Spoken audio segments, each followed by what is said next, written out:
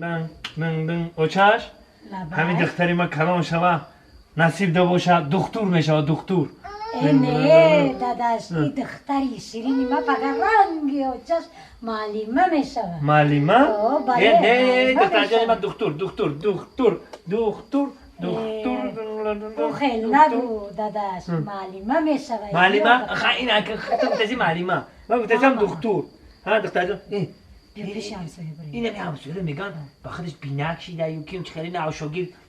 بینقش ده گفته که اگر نم دیوال نباشه من این طرف و طرفشو میبینم گفته گفتم همون هم بریم که ببینیم همین آینده دختر ما چی میشه که ببینیم ها چی گفتی زمان راست گفتی خیلی بریم میره دختر جانی ما بده نخوش بین بدونیم بین السلام علیکم همسایه جان علیکم السلام سوزی همسایه کارو خوبه طرفتی کارو خوبه همسایه شکر تنجه کارو خوب میشه تینجی بود ایتایی که به خاطر اومدین تنجه همسایه جان همین یانگات قتی اویلام قتی نکاح کنم نه نکاح داره ما نکاح داریم راستی که همه دهن همسایه ها شنیده که همه همسایه خودت کم بینک شیده آدمی کم خاک زندگی همش ما همه قطعی زنک مصلحت کردیم که راستی که ما زنک مصلحت کردیم که همین دخترچه ما رو ببینی که چی میشه آیندهش آینده شدیم آیندهش هولی یک کجا شدیم همین یک آینده دخترچه ما رو ببین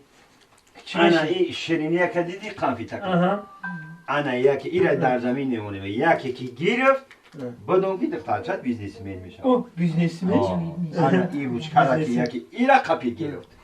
بدون که معلم میشه